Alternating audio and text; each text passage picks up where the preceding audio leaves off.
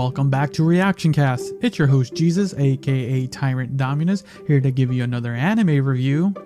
This time around, we're going to be talking about Reborn as a vending machine. I now wander the dungeons. 今の声どっからしたんや？効果を投入してください。この箱が喋ったの？効果、お金ってこと？どうかでもいいのかな？さすがに銀貨ぐらいじゃないと。もしかして金貨？でも金貨なんて投入ってこの細い穴、こっちの透明の蓋のあるへこみはようわからんし。いいのかな？さすがに銀貨ぐらいじゃないと。もしかして金貨？でも金貨なんて投入ってこの細い穴、こっちの透明の蓋のあるへこみはよう。So this is a pretty unique isekai in the sense where we have like this unnamed vending machine otaku who, you know, it's your classic, gets crushed to death. Actually, not classic, because he gets crushed to death, but what he loves, a vending machine. The thing that loves crushes him. And he, like, you know, reincarnates in a fantasy dungeon world as a vending machine. And the concept is interesting in the sense where it's different. You know, I believe I did a review for Reincarnated as a Sword, and you know, we're getting, when it comes to isekais and all these things, there are a dime a dozen. I will not lie.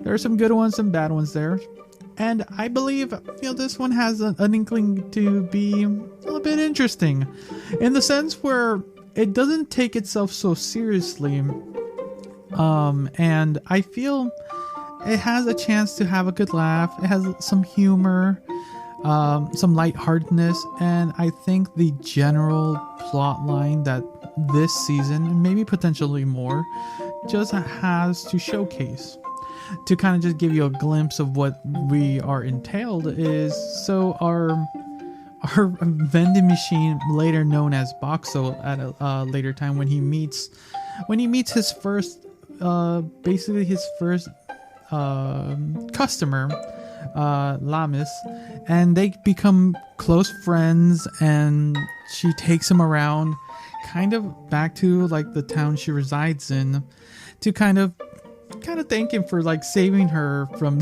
sheer starvation and the like. The thing is, what's unique is our protagonist Boxxo is not able to like communicate in a normal sense. He can kind of say a scrutiny of few lines, like I think it's like 7 lines, like hello there, too bad, until next time, things like that. So he has to kind of finagle, is like say hello there for yes, too bad for no, and things like that. It's your typical notion in that sense, and you get you can get some level of communication with her. But yeah, you build this relationship between these two. He builds a relationship with the town because he is a vending machine. You know, he's able to get money in, people get product out, and it's very funny because it's your classic medievalish style stuff where people are still doing just think of your classic dungeon like style property, and it's like that, and then throw in a modern day vending machine. Another fun thing that Boxxo has is he's able to basically transform himself into other styles of vending machines, like a soda, food. That's what's fun, because you get an introduction and knowledge of Japanese vending machines, because when you think, like myself, I'm American, so I get to just see your traditional just soda vending machines. That's what I think when I think vending machines. But when Japan, you see Japanese vending machines, you get like just about anything and everything, and it's good because I recently saw like a video where, who was it? It was Sea Dog and him. I believe who he was doing, but they were doing this array of vending machines, and it's cool to see this. And I like that they do a little bit of like, oh, this vending machine did this during this time, and like it's cool, little facts here and there. And the art style you get, it's nothing grand, but it's simple and clean enough to where it's fun, nothing jarring. The animation, it's pretty okay. There's nothing. Boxxo's a stationary box, so he's not really moving. It's the side characters who we meet along the way that I feel make the cast that we are being entertained with. What makes it interesting, because you can kind of gauge Boxxo as like the audience seeing the rest of the people. But you know, he is the main character and he does showcase some abilities. He is still a very, like, he still wants to provide to the people to the best ability while still earning a little money here and there, because with his money he's able to get more skills and all that lot, you know. Yeah, that's all that shenanigans. But I enjoy the little adventures that they go along the way, the little arcs that they showcase here. They're pretty simple, showcasing from like generally entering the like dungeons like the title prescribes, but it's a lot of just character interactions, and I feel like that's fine. Actually, I generally enjoy that. When we got some action sequences when they're like fighting monsters and bosses and things like that, that's cool. I liked it, and it was the way Boxxo kind of handled those situations, because you got the rest of the cast of Lamas. You get to meet a band of adventurers along the way with their old goofiness, and you learn more about them. And you see them fighting in your traditional like adventurer style thing, so you're getting that. But I like seeing this unorthodox way that Boxxo kind of handles situations, and I think that's what makes the show really different. And I'm glad it wasn't just some stupid gimmick. It is a gimmick at the end of the day, but it's one that it's played along just right, and I felt it has a reasonable amount of heart. And once from beginning to end, as after thinking and watching this, I'm like, that was fun. I generally did enjoy it. I liked learning about some of the vending machines. And some episodes were pretty good. I think I rewatched 3 different episodes like 2 or 3 times, because they were just fun episodes to rewatch. And the cast itself is all right. There's no real big like I wanted to know more about them here and there.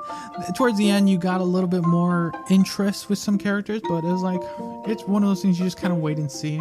But definitely the 2 people, I would say 3 in my opinion, were the main cast with Boxxo.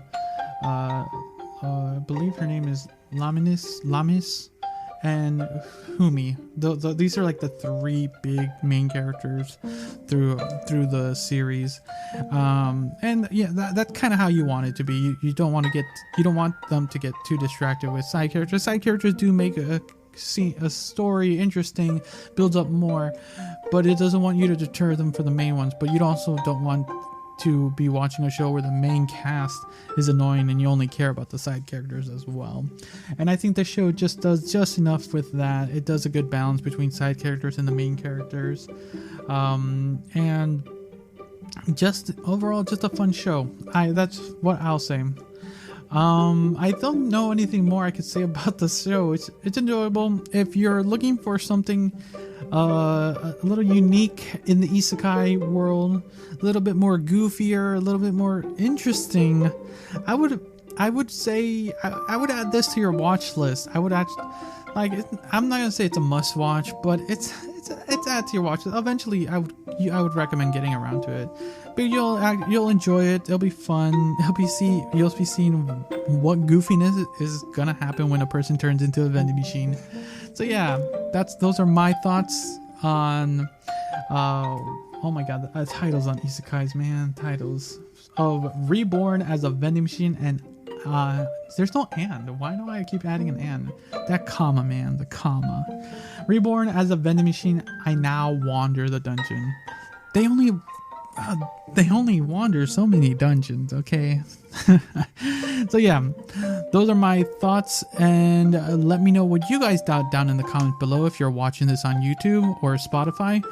If you're listening to this on any of the other podcast platforms, just follow me on Instagram, Twitter, or TikTok. You can message me on there to let me know your thoughts. But yeah, thanks again for listening or watching. Until next time, see ya. See ya. See ya.